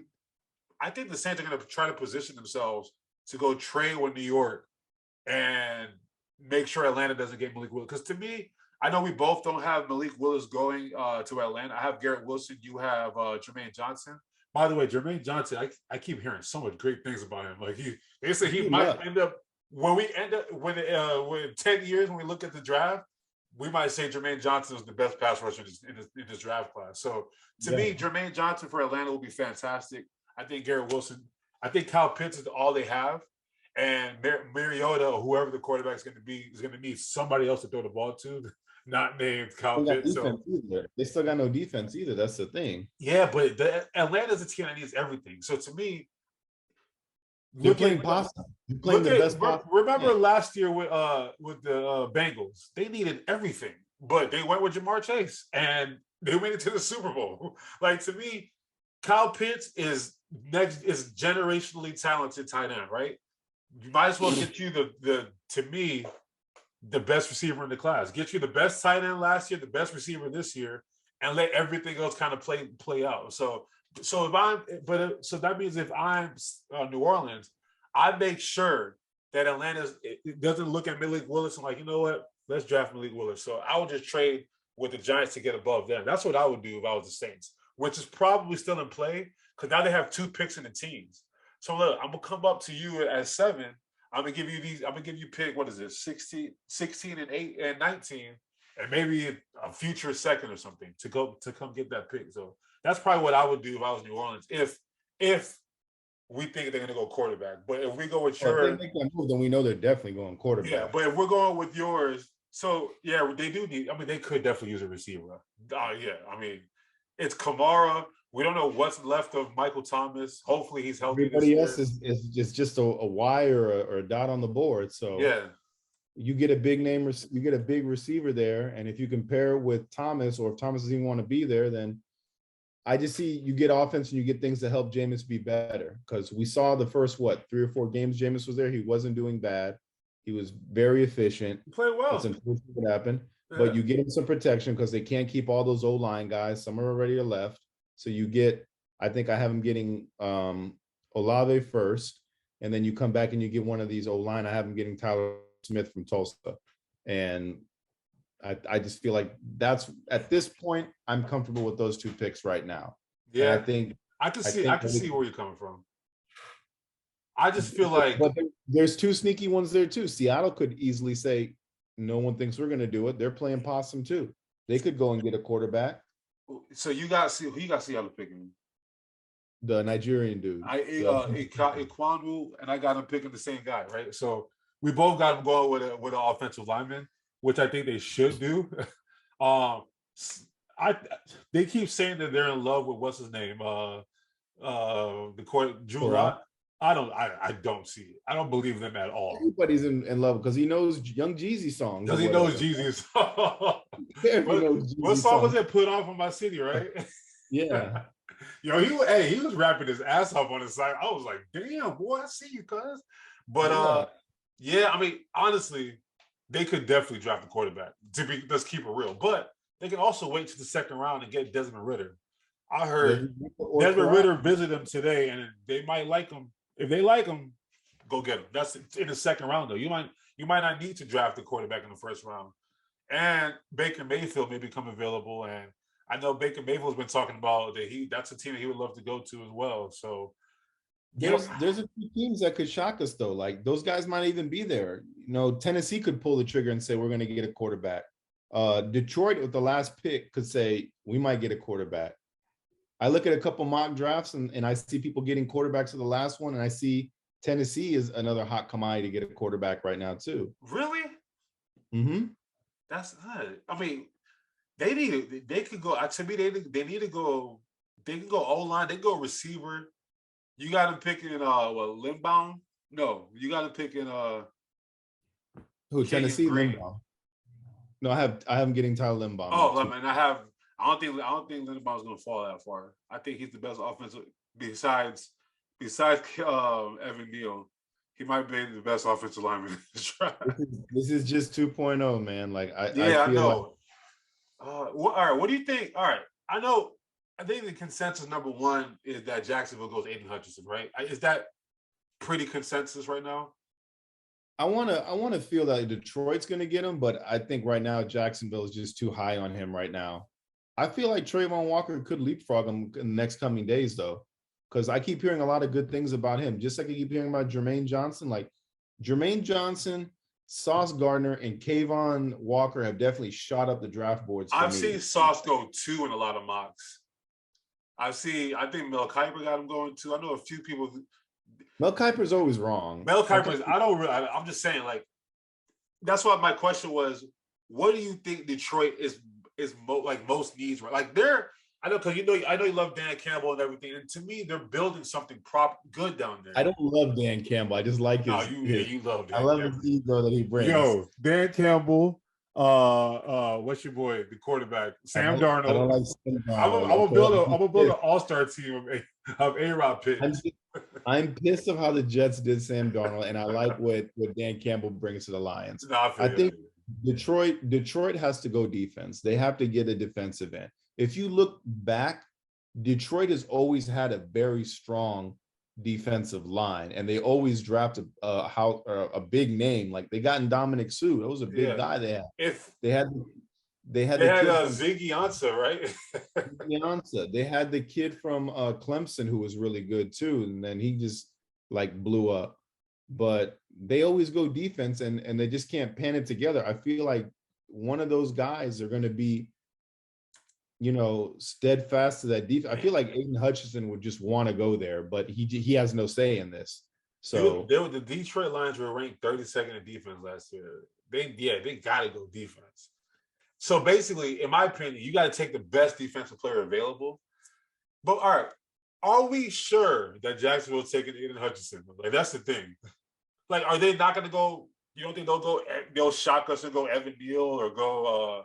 That's what they should do, in my opinion. Yeah, in my protect Trevor. Evan Neal should be the first pick, and Aiden Hutchinson be the second one. You need to get the best. I feel like that's what it should be, right? It should be, but they're sold on it, and I don't get it. After all those defensive pieces that they went and got, I think they have like a serviceable defense at this point. So get you an O-line, because homeboy wasn't protected at all last year. Yeah, I mean, man. Who did they go with? They went with Trevor. Yeah, you go with Trevor Lawrence a year ago as your first pick. And Etienne, the next year should be protected. Yeah, Etienne's coming back. You need him to be healthy and running through those holes. Same thing with James Robinson. And I'm trying to think about Doug Peterson, like as a coach when he was coaching us. What made us good was that he did a good job with our O-line and D-line. So he's going to go O-line or D-line. It's just a matter of who does he like more? I don't know. It's just. But this is just 2.0, bro. Like we got enough time still to do a third one, and we can put that out. But it's gonna be Neal or Hutchinson that they draft, and the dark horse could be Walker, because I keep hearing a lot of things about Trayvon Walker. All right, when we drop 3.0 right before the draft, I'm going Evan. I think Evan Neal. Right now, I'm gonna keep it as Hutchinson, but I think as we get closer to it, I think they're going to be like, yo, we need to get this guy, Evan Neal, because he will be a cornerstone of this offensive line while Trevor Lawrence is still here for the next 15 years, right? Well, Evan Neal has been falling. Like we have him at 5, and I see a lot of mock drafts having him at 5 too, man. So I want to know what's up with him. That teams are nothing. I don't think there's anything wrong with it. Because every one of those teams should want Evan Neal. Like Jacksonville needs everything though. We don't what is Houston needs to draft a whole roster of people. Exactly. The Jets could use him too, but I mean the Jets also need everything as well. So but y'all did a good job with your O-line this offseason. Admit it. I agree. No, I agree with you. So go get you Thibodeau. Like go get you. You know what I compare Kayvon Thibodeau to? Jadeveon Clowney. Yeah, that's the grades he's getting right now. But I hope he proves him wrong. You know what's crazy? I was saying that before everyone was saying that, and I'm crazy. You know what's crazy about Jadeveon Clowney? Like we give him shit, but like he's actually he's good. He's just like there's a lot of other good players that the way they spoke about Jadeveon Clowney because of that one play that he made against the University of Michigan that I vividly remember watching live, and I was like, "What the hell is that?" That one play, you know how like OBJ made that catch against the Cowboys? And from that point on, everyone thought his trajectory was Jerry Rice. Like everyone assumed that he's going to be the next Jerry Rice off of one catch.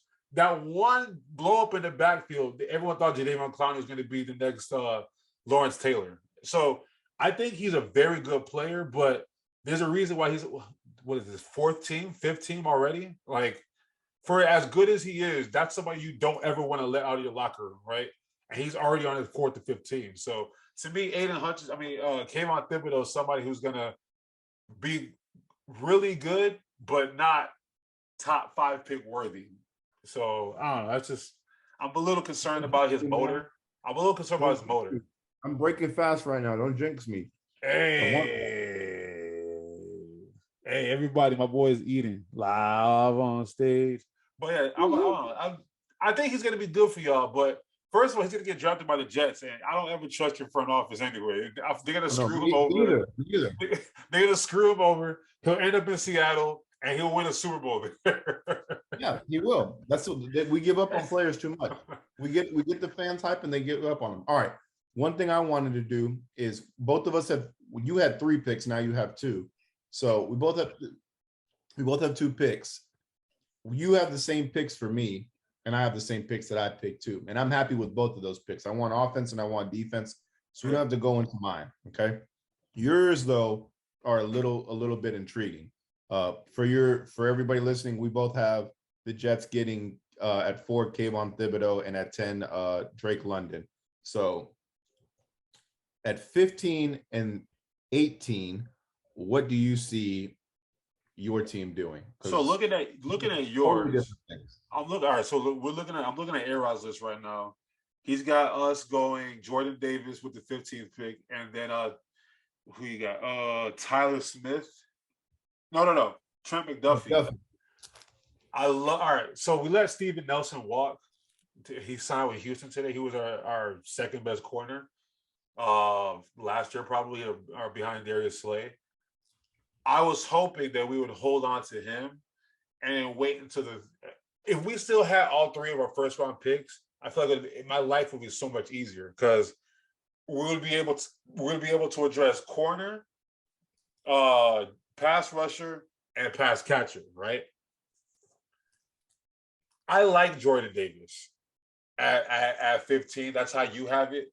I have us going at 15, Kyle Hamilton. I know the media. I know the media is blowing smoke on my ass, but people keep saying he's falling. I don't ever believe the media when they say players falling because I think that's the agents and stuff trying to or the front offices of other teams trying to push. All right, let's make sure let's let people know he's falling, so we're not paying attention to him. If he's there, I would say here's what I think. If you guys, who would draft him? Washington would draft him. I think if he makes it to you guys, I think we'd probably trade with you to make sure that Washington doesn't draft him. I think that's what I've been seeing is Washington is gung-ho on not setting up Carson Wentz for failure. So they want to go offense. And I have a lot of mock drafts seeing either Drake London or Chris Wilson going there. But the other ones I see too is Kyle Hamilton going there. And you picked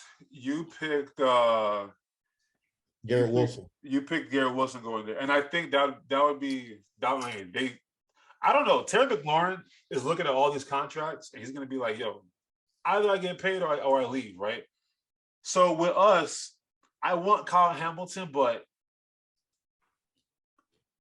we need to go get a pass catcher.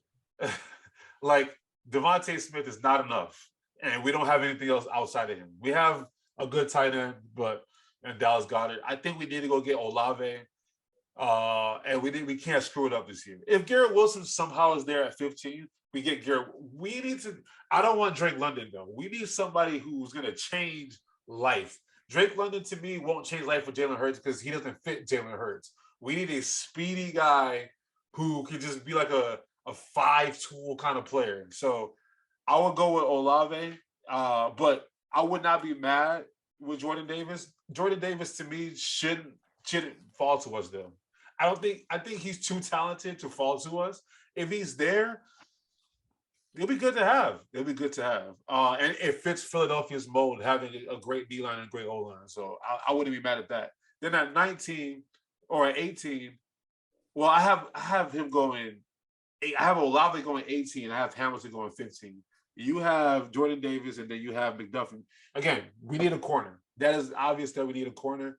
McDuffie is a good player, so I wouldn't be mad. The thing about us is that we were good enough to make the playoffs last year and win 9 games. So we have a lot of good pieces of certain players, but where we need to really improve on is skill. We don't have skill. Like it's run, and play good defense when we're situationally, right?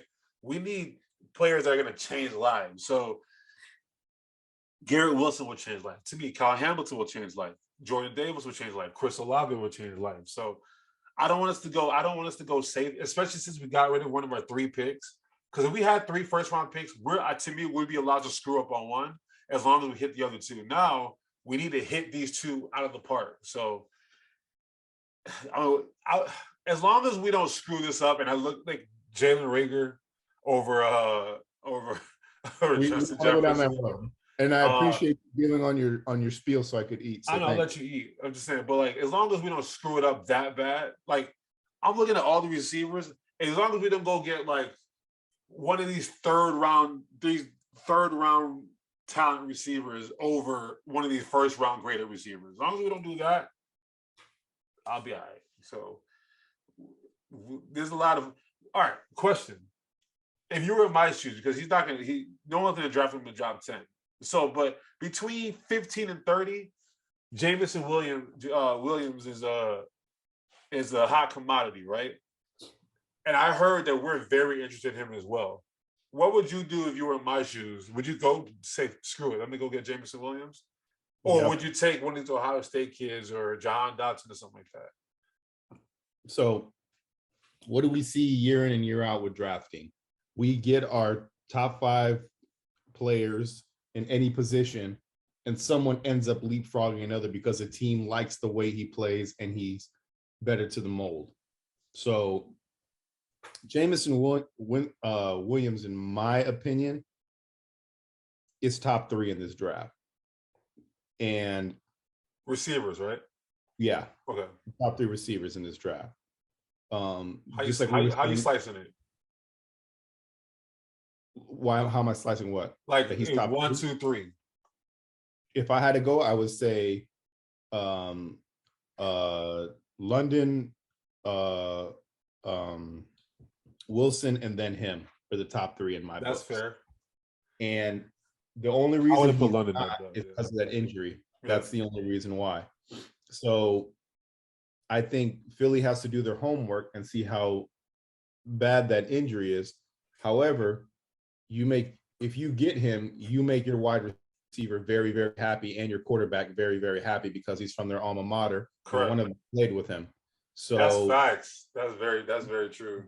That's very good if they were to draft him. I don't see it happening. I think too many. I think it's stupid, but I think the more Alabama players and the more LSU players and the more Clemson players you put on a team, the better set up you are for success. But I think Olave or whoever's there for them to get will be good. But I see Green Bay taking that gamble with Jameson Williams and snagging him before Buffalo can. And I see Buffalo doesn't need a receiver. I don't know why people are linked to Buffalo getting a receiver.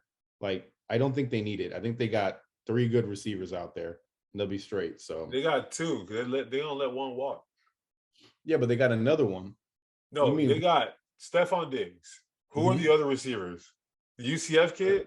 Yeah. Yeah, 2 good games. Beasley doesn't want to be there anymore. Beasley's gone. Beasley's not there anyways. I don't think anymore. Well, I don't know his situation, but outside of Stephon Diggs, who they don't got nobody. Mm. I don't believe Gabe Davis is more elite than Jameson Williams. Like, I have Jameson Williams going to Buffalo. If he's there at 25, they will hop all over that. Because what is Buffalo? Buffalo. If Green Bay does not take a receiver, they're not serious about I winning got football. Green Bay drafting Traylon Burks from I'm not sold Arkansas. on that kid, man. I'm not sold on that kid at all. When's the last time Arkansas put something good out? They did pretty Don't tell decent me last Darren year. McFadden. Don't tell me Darren McFadden. They did all right last year. All right, but no, it's still the SEC. What are we talking? We say the SEC is the greatest conference in football. They're gonna. I mean, Debo Samuel came out of South Carolina. No one knew anything about South Carolina. Is you gonna put out good quality product when you coming out? Debo also wasn't a first round pick either, so exactly, which is true. But hey, he's getting paid like one. He's about to get paid like one. So he activated everything. But we're gonna see. I mean, do you think out of the teams out of all these teams, is there anybody who you think is threatening to trade up, like aggressively trade up? Oh yeah, there's a lot. Anybody who's got 2 first round picks is definitely aggressively going to trade up somehow. Green Bay could do it because they might say, yeah, we got this pick, but we definitely want to get Wilson or Olave or something like that and don't see him going there. Dallas is another one I see going to get offense too, because now that Homeboy's gone and Wilson is gone, I could see them getting another receiver because Michael Gallup's going to be hurt for like the first couple months or something like that. You know, Jerry Jones is all about that. That's where I got the Treylon Burks kid going to from there. Kansas City, those back-to-back picks at the end, move up. You got to move up. There's going to be a defensive stud down there, but you got to get something on offense too. But you got to pick him Dotson. Dotson's not, no. You got to pick in. I got to get him Dotson. Yeah, we both got to pick him Dotson. But it's not guaranteed he could be there because then Buffalo could. We both got to pick in the same players, but reverse order. Yeah. Which to me, if you can get Jahan Dotson and Daxton Hill, that's a good draft. You've already succeeded in the draft, getting those 2 players on both sides of the ball. So you could, but you could get something better. Because don't get me wrong, Dotson is talented, but if you can trade up, because back-to-back picks are good, back-to-back at the end are kind of scary because you don't know what could go in above that. Because, like I said, Buffalo could be sharking a receiver. Tennessee could be sharking a receiver because they need another receiver out there now. They could definitely be. Yeah, they definitely could be. Tennessee is a wild card. They don't need anything on defense. If they win defense, it would be a shock to me. They need O-line, they need a receiver, and they need a quarterback is what they need. So they don't need a quarterback. They don't need a quarterback. They don't, but we keep saying Tannehill can hit. They should. To me, I'd much rather them get a veteran, like somebody like trade for like Denver just did. Trade for somebody who's ready to leave rather than settling for a young kid. They're better off. They're more ready to win now than a young kid cannot take that team to the Super Bowl. They can't. They're not going to do any better than Tannehill. So to me, they're better suited going after a veteran than a kid. Green Bay, Kansas City, Pittsburgh, New Orleans. Those are the teams that I think could trade up again, or could trade up. New Orleans could trade up again, but I think those are the teams that could easily move up because Pittsburgh's in a oh shit mode right now. Like we were sitting pretty there, knowing nobody wanted Willis. Now teams are playing possum. Atlanta is definitely playing possum. Seattle is definitely playing possum. Hell, there's a new regime in New York now. They could be playing possum and be like, Daniel Jones, we're pulling the trigger. Malik That's Willis. A sneaky one that no one's ever talking about. They're giving him one pretty much, this is your last year, prove it to me. That's actually a very sneaky one that no one's even I haven't heard anyone bring that up. So even Houston could be like, they could shit on Davis, but I don't think they will because he came on hot at the end. I think New York trades down from 7. And I think either New Orleans or I think New Orleans comes for that 7 pick. That's my guess. Yeah, I think New Orleans, they got to go get somebody. I think Green Bay is a candidate too. I don't think Kansas City will move. I think New Orleans is gonna move, man. I think they position themselves so that they can move. Because that's what we'll see. That's what if I had to pick a team, I think New Orleans would be that team. But I picked what's his name? The Pittsburgh Steelers picking Matt Corral at 20. I think they might fall in love with him. So they won't have to do it. they wouldn't have to move or do anything. Well, they've been also really quickly. I don't think we've spoken on. Rest in peace to Dwayne Haskins.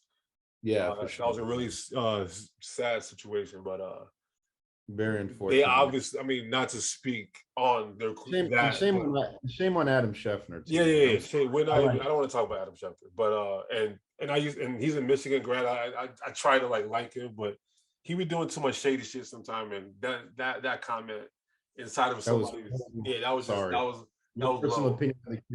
Yeah, that was low. But even besides that, though, to bring it back to football, they need a quarterback. I know they like Trubisky. They might like Trubisky. I don't know what they feel about Mason Rudolph, but it would not hurt them to get a quarterback. And to me, if Matt Corral's there at 20, they don't got to trade and do nothing. So I think Matt Corral could be good competition for those. I can see that happening because the last couple of days they've been bringing in Rattler. They've been bringing in Corral. They've been bringing in not Rattler, Ritter, because Rattler is going back to college. Yeah, Riddler. Who's the kid from North Carolina? Howell or whatever his name is. Yeah. Howell feels like he would be a Pittsburgh quarterback. He fits that Ben Roethlisberger look. There's just no good. There's just no good North Carolina product. I mean, Trubisky wasn't good. This is not the year for that. This is not the year for any quarterback. Period. To me, I don't think Kenny Pickett's going to be all that great. I think Malik Willis has the most potential, but I don't think he's going to be. To me, he has the highest ceiling, but we don't. If he goes to the wrong organization, his career is screwed. So, I trust the Steelers front office on what they do. Correct. And I think Malik Willis is the right guy for there because I feel like he's too mobile, but they understand the evolution of football. And if that's what they go, I think it'll fit perfect. I think they're gonna have to trade up to get him. Honestly, I feel like they're gonna have to trade up to get him. I monitor the draft every day. I look and see what people are going. I see people still having Willis there. And I also have seen people with Atlanta drafting him. I've seen people saying the Panthers say no to Pickett and getting him. I've seen Pickett fall to people getting the Titans getting him too. So correct. There's a lot of stuff that could still go on within that time frame. Mm-hmm. Look at what's the dude that was supposed to be first round pick. And then he had like all these like pending things, the O-lineman that the Texans were supposed to take, and they took Clowney. Yeah, like anything can happen with the gas mask. Yeah, anything can happen. So even like even Geno Smith. Geno Smith was supposed to be day one first overall pick, and he slid to day 2. Nah, so, Geno, I thought he went 15. No, Geno went second day to the Jets. Trust me, I know that. Second day? I remember where I was. I'm thinking of EJ Manuel. Yeah. Geno Smith went day 2, day 1, I think. But anything can happen, man. Yeah, you're right. He was 39th. Wow. Damn, that was those West Virginia days, right? Yeah, bro. I remember watching Rex. They showed the draft room, and Rex Ryan got up and walked out. Word. That was the end of Rex Ryan after that season. So dang. But I mean, we got to pay attention. I think these teams, I think they got to do their due diligence because, like, yeah, you might like Aiden Hutchinson, but you just want to spend all these money on all these players, and they're not like old players. They're not like Calais Campbell, who's up there in age but still efficient. Calais Campbell's got like 3 more years left in him at max, but he's still good. But you get a generational offensive lineman, he's there for a very, very, very look at the guy that just won a Super Bowl with the Rams. He's been in the league a long time, and he can stay in your team a long time. So I think Evan Neal should be one, but at the end of the day, I'm not in the front office calling the shots. Looking at Jacksonville's free agency, we got to pay attention. They picked up Brandon Scherf, 3-year deal. That's a guard. They franchise Robinson. That's another lineman. I mean, they don't necessarily have to go O-line. They I know, could, they should, but they don't necessarily have. They pick AJ Can. That was a pickup that they had. I mean, I don't know. To me, they can go either way. Yeah, they can go either way. they could, but if it were me, I would get O-line and protect it because Sharif is good, but he could get hurt. Wasn't he hurt with Washington all last year? I don't recall. I mean, I think he was in and out the lineup, if I'm not mistaken. So I have one more question for you, and then we can move on. You got Arizona going with Ojabo in the first round. Mm-hmm. You think he just tore his Achilles, right? That's why he slips that far. I mean, that's far, but do you think he can still be drafted in the first round with a torn Achilles? I think the talent is there, man. I believe it, bro. It's just talent is there. I think it can happen. He could go day 2 though.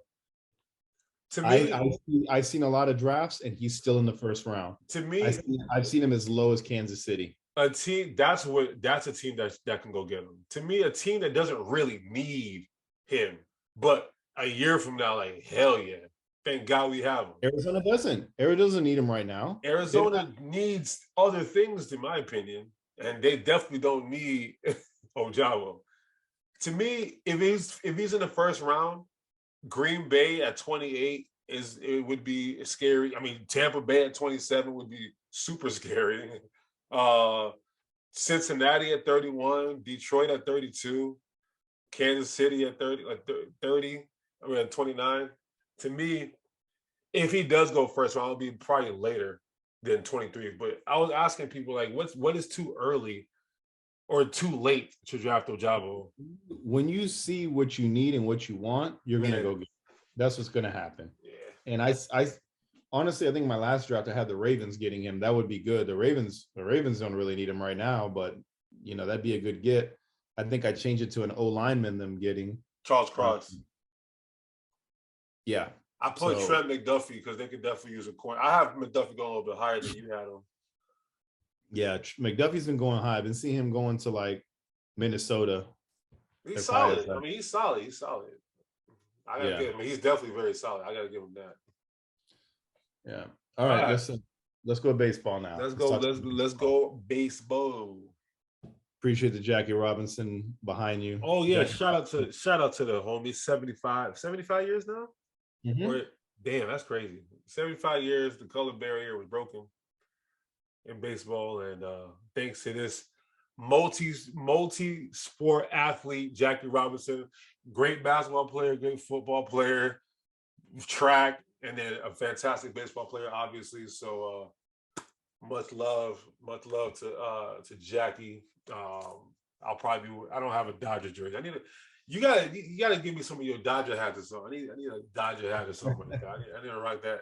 I'm gonna go look up a Brooklyn Dodger one though. That LA. Listen, as a Phillies fan, I wish I didn't like the Dodgers, but man, I like the Dodgers. Low key, that's like a fun team to root for. I root for the Dodgers and I root for the Giants too. Those are like my two closet teams. Yeah. So, all right, bro. Obviously, you missed the October here. So, talk to me, man. How you feeling? How everything's going so far? I mean, so far in the season, obviously I'm a Yankees fan. I finally put on my Yankee hat today. I just can't wear it every day because I got a million hats. I just won't wear a Red Sox hat. Right. But I like the way that they look so far.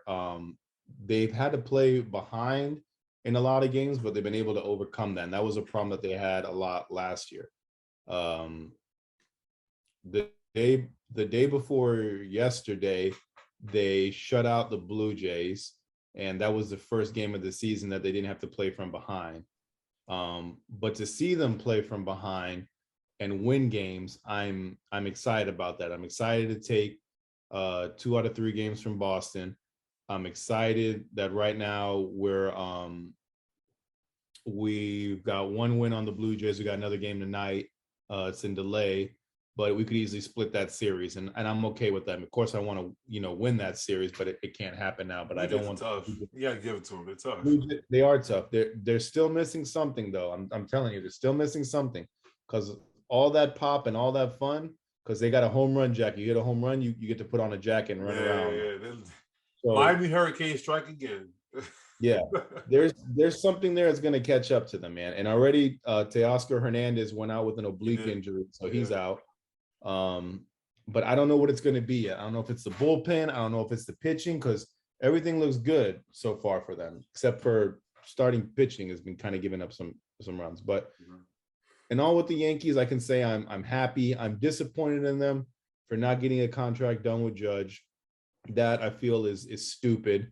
And he doesn't want to talk about it until the offseason where he'll sign a 1-year deal. But Donaldson came up big day one. He had a nice hit yesterday. He's looking pretty solid so far. Glaber's just starting to piss me off. But I don't want to stick on the Yankees. I want to talk all baseball. So the one thing that I'm noticing from baseball right now is we're seeing the lack of spring training and the lack of, getting into the rhythm of playing. Yeah. Showing and affecting some of these players. Obviously, Vlad Guerrero Jr. is on a different planet. That guy is Mr. Baseball. He has HOF just ready for him. Like, bro, we'll see you in 20 years. I just want people who were saying that he's the guy we weren't promised. I want them to take that back because I was starting to think that when he first was brought up, I was like, this kid's not going to be good. And when they made that transition to him to first base, and he's what we were promised. Everything we were promised in a bag of chips is what he is, man. It's in his blood, man. It's in his blood. I saw him make an athletic play the other night over the shoulder, and I was like, that guy nobody can make that play. Like, it's in his blood. It is in his blood. And there's 3 other ones. There's 3 other ones in the minors. No, that's the cool thing about the Blues. Like, I love stuff like that. Like when I see bloodlines, like especially strong bloodlines taking over like the sport in this generation, because you realize how old you are, that the guys that you grew up watching, their kids are now our kids, or I don't have any kids, but our kids are going to grow up watching them, their kids. It's weird. I think that's really cool. But yeah, for sure. I agree. I think it's Biggio, who else? Biggio, Bichette, my personal growth. There's a lot. Al Leiter's kid got drafted. Yeah. There's gonna be a lot, but it's cool to see that. But back to the achingness of no spring training and seeing players come sluggish up to play. We got to see it yesterday. Was the first one of it happening. So a lot of these pitchers, they're not letting them get past 75 pitches right now because they don't want to tire their arm out just yet. So you're seeing a lot of these starters go 4 2/3 and get yanked when they could possibly get a win. Like I got to watch Corey Kluber pitch 4 2/3, shut out baseball, and him not get a win against the Athletics. So the most recent one was yesterday. Kershaw's dealing 7 innings of no-run baseball, perfect game on the line. I think it was a perfect game, or no hitter on the line. One of the no hitter. Perfect game. Was it perfect game? Perfect game. That's what. Go ahead. Continue. and they yanked him, and they yanked him for it. And the baseball community is up in arms because you don't want to do that to a guy. If he's dealing, let him get through it until you get that hit, then yank him. And this is a fun stat here. The last time this was done was in 2016. Guess what team it was? Was it Kershaw again? It wasn't Kershaw. Okay, who was it? It was the Dodgers, and it was Rich Hill. Okay, and it was David Roberts too. Okay, and it was David Roberts who had a perfect game going, and he pulled him out in the. How early or deep into the season was it? Do you know? I didn't see how deep it was into the season. I'm curious about that. Yeah, I'm curious about that too. Now that I saw, but I just saw that last time that this happened, Dave Roberts did the same thing to Rich Hill. And when I go back and think, I can honestly remember that game of them pulling it. I was like, why did they do this? It wasn't David Roberts. It was the damn nerds upstairs, man. That's what it was. It is, and it sucked. But at the same time, I tip my cat off to Kershaw because he was like, this is blame it on the strike or the lockout for this. That's why it's going on. So It's unfortunate. And I hate to see it because you want to see pitchers deal and deal and deal and deal and do all that. So it just sucks. I don't All right, want to. A-Rod, you are the manager. What are you doing in that situation? I want all the analytics, all the history, and just you're in the moment. You are literally there. What are you doing in that moment? I'm letting the kid deal, man. That's Thank what I'm you. doing. You I'm old letting school. him That you know deal. why? Because you're old school. All of the people who are for them yanking these pitchers are all younger people. I've noticed this. They're all slightly younger or think younger.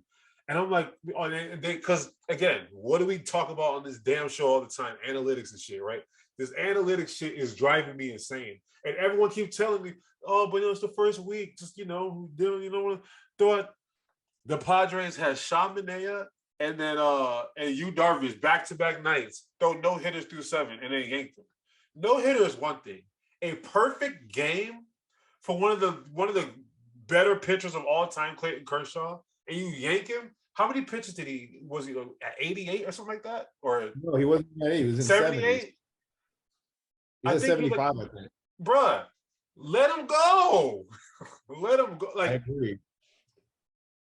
A no-hitter is one thing, right? I'm not saying anyone can throw a no-hitter, but that's, it's easier to do than a perfect game. Like, you are dealing on all levels when you're throwing a perfect game. And I think I read a stat. There's only been 22 or 23 perfect games in the history of baseball. That is a beautiful, I like the thing about what makes baseball so great. Outside of all the nonsense that they have to deal with for the last how many years, is that there's a lot of historical things that happen in baseball. Like there is. You get your 100th hit, that's a big deal. You get your 100th homer, that's a big deal. You get your 500th homer, that's a huge deal. You get like Albert Pujols is coming back this year simply to try everything he can do to get to 700, because that's a huge deal. A-Rod himself was at 696. Like, don't you think he wanted that 700 badly? Had he not missed that season for his steroid use, he would 1,000% been over 700. So it's one of those. The thing about baseball, like, you like to see historical things happen. Like, that's where the sport that you see it in. And for them to kind of take that away, I was a little perturbed, and I understand, the lack of spring training and yada yada yada. So the Darvish and the Padres situation, I understood a little bit more, and I understand because it's Clayton Kershaw, because they have bigger plans ahead, because they're a team that we pretty much. Who do you have making it to the World Series? I have the Dodgers winning it this year. So obviously they're going to be playing into early November. So they need to be, I understand, but history doesn't always happen. Like, he's not going to throw a perfect game for the rest of the season. I don't believe he will. It's hard to do that. So to me, I don't know. I was a little annoyed, and again, I understand both sides of the coin and the story and everything, but I like history. So I think I do too. I love the beauty of the game, and that's like, they literally made a movie of that, for the love of the game, and the guy throws a no-hitter on his last leg out. This is probably Kershaw's one of his. I don't want to say it's his last year in the game. He could probably pitch another year, but for a guy as old as he is, he's still dealing. And that's the thing. Yeah, he's getting old. Let him do it. You didn't see Kevin Costner go out there in that movie and get to the 7th inning, and some guy with his freaking clipboard be like, "You got to take him out. You need to take him out." Like, no, let him deal. And I like I said, I tip my hat to Kershaw for giving that answer. I know he wanted to be in there, but I know he trusts Dave Roberts. But yeah, it sucked to see that. I wanted better for that. It hurt to watch that, and the baseball community is all like PO'd about that. So how old was Randy Johnson when he threw his last no-hitter or last perfect game? He was pretty old, wasn't he? Probably. I was trying to. He pitched up until 46. Because I remember watching him throw one of his last no-hitters. He was super old. And I was like, I like to see that, like, old guy coming out here and schooling all these damn kids. And Kershaw, he's not that old, but I'm like, I wanted to see him come on and just school these damn kids. Like, I don't know. I like to see that, but I don't make the rules. I don't, the analytics is past me. I'm doing better getting with it. I'm doing a lot better getting with it, because at the end of the day, there's nothing we can do about it. It's here to stay. We're in the metaverse. So It but is. It I sucks. hate to see it for the game though.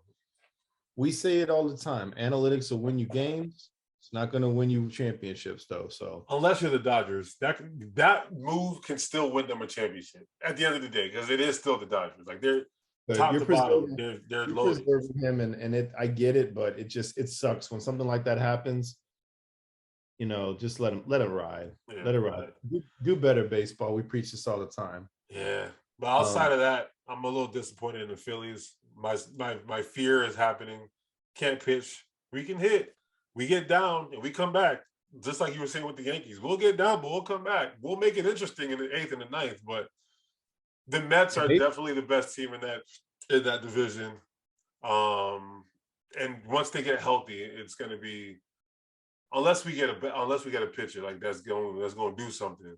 But I love us getting Castellanos a lot. Actually, I think that was a beautiful move. Schwarber was beautiful. Bryce Harper is going to be fine. Didi's great. Everybody's gonna be fine. We got this kid. His bullpen, starting pitching, and then what you're gonna do with Alec Boehm because he can't throw to first. He had 3 errors throwing to first. And he was saying, "I hate it here." I wasn't really concerned about all that. Everyone was like, "Oh," I was like, "I think that's how the kids talk these days. I hate it here." I wasn't. God damn it, Mom. I hate it, but no, I wasn't concerned about that. But no, we need help. He's got the hitting power. He's got the hitting. He just can't throw. We're not even letting him. Yeah, that's a whole other story. We'll once we get a couple more weeks into the season, I can actually have a picture of what we actually look like. Then I can kind of give more of an observation. But early things, I'm liking a little bit what I'm seeing. I mean, yeah, it's not terrible. It's not terrible. Yeah, that's it. It'll be a good season for y'all, but don't worry, we got more. Define good. I don't know about good, but it'll be decent. I mean, we have the explosion. We have it. It's there. It's just we got to pitch our way out of situations at the end of the day. Also, the Rays need some starting pitching. That's all. Yeah, they definitely do. Well, they'll find it though. Don't worry. They got their bag of tricks that they're holding out on us.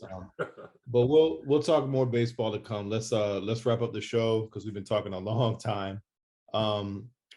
Let's go to our fun segment. A la Pat Bev. That's why I came up with this topic. No, I like it. 5 players that we love to root against. Starting from the bottom to the top, or just in general? Yeah, you can go bottom to the top for you. Okay, these are my. This is historically. This is historically. This is for me as a kid rooting against these players. Mm-hmm. At number 5, I have Michael Jordan. Only when he played against the Knicks. I don't have him on my list, but I'll just kind of add to that. Because my mom was a strong, hardcore Knicks fan in the 90s, every time Michael Jordan played the Knicks, I always rooted against Michael Jordan because my mom used to hate him. I'm like, Mom, he's good. I don't know what to tell you. I had every Jordan shoe. I had every Jordan jersey. I had it all, but when he played the Knicks, and never rooted for him. I was like, Mom, he's in Space Jam. He beats aliens. What do you want me to do? Exactly. Number 4, and I hated that we even signed him because I couldn't stand him. Kevin Youkilis for the Boston Red Sox. That beautiful posture of his swing. But I hate it. Number 3, Jonathan Papelbon. If I could punch anybody, it's Papelbon. I would punch Jonathan Papelbon in the face. Number 2, my most hated Red Sox of all time, Dustin Pedroia. Rooted against him every day of my life. That's Mr. Red Sox right there. He looked like somebody from Boston. He does, and he's from like Arizona or some shit. And number 1 of all time, I think everybody knows it. Tom Brady. Fucking Brady. Thomas Edward Patrick Brady. Can't stand him. That's my 5 right there. Let's hear yours. Number 5 for me, sorry, it was actually Alex Rodriguez. I just saw him on the podcast on the Pivot podcast with Ryan Clark and them boys. And I always like players. I don't actually ever hate a player. While they're playing though, I just couldn't stand him. He was so smug and condescending, and he just thought he was hot shit. I'm like, I don't like this guy. And then after he retired, I liked him more. It was just same thing that always happens with all the players that I grew up, quote unquote, hating. So number 5 is Alex Rodriguez. Number 4, Eli Manning because I could not stand his face. I could not stand the fact that he won 2 Super Bowls and he was never that good. And I can't. I just that. But he's another player. After he retired, I liked him. But while he was playing, couldn't stand him. Couldn't stand his face. Couldn't stand his mannerisms. Couldn't. The Eagles just to destroy him, and he still won 2 Super Bowls. Anyway, that's number 4.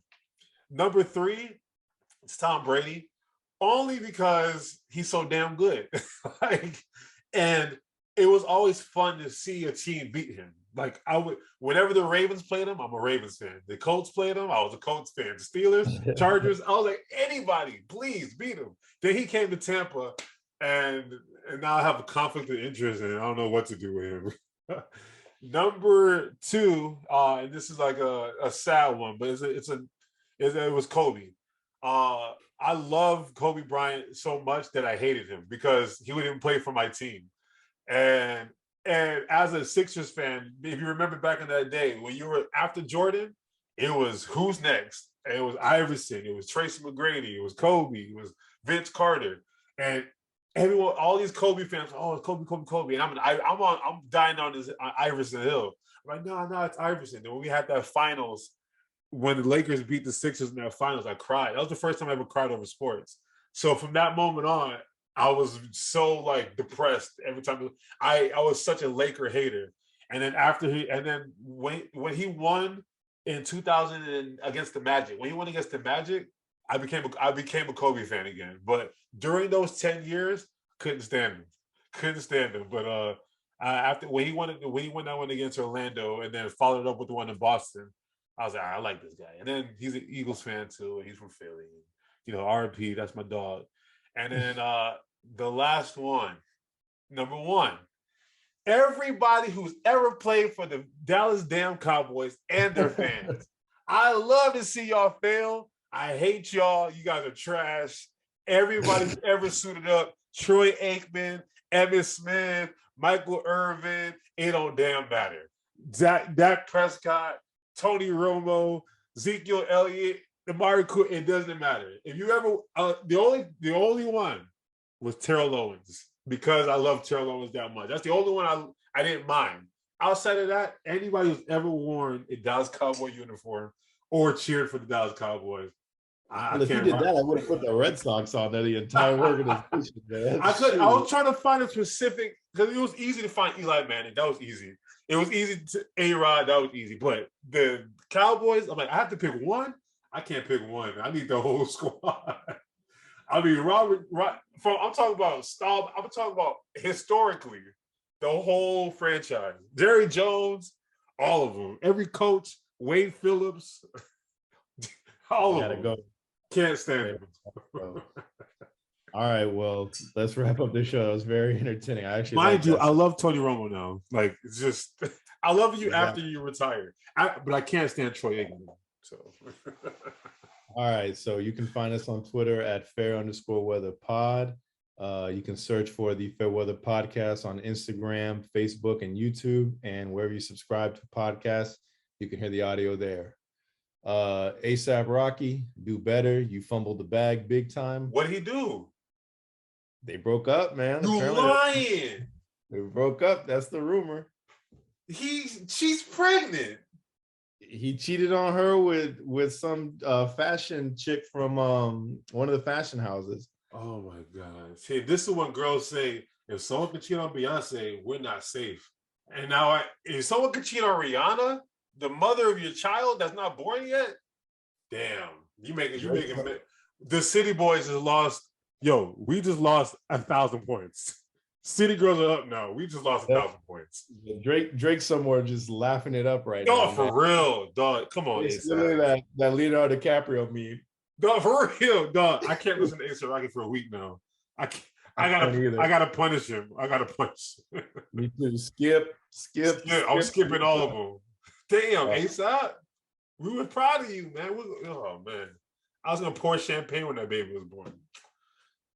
All right, y'all. Hey, RIP to that relationship though. That's damn. RIP. You see it.